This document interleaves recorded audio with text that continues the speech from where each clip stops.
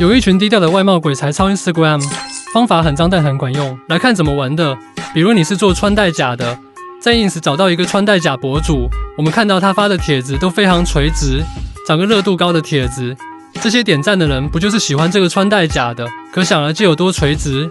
感谢他帮我们找好了这么多客户，复制帖子链接放到这里来，直接用工具把这些感兴趣的客户下载，再用 ins 自动推送你的产品信息。喜欢你产品的客户不就来了吗？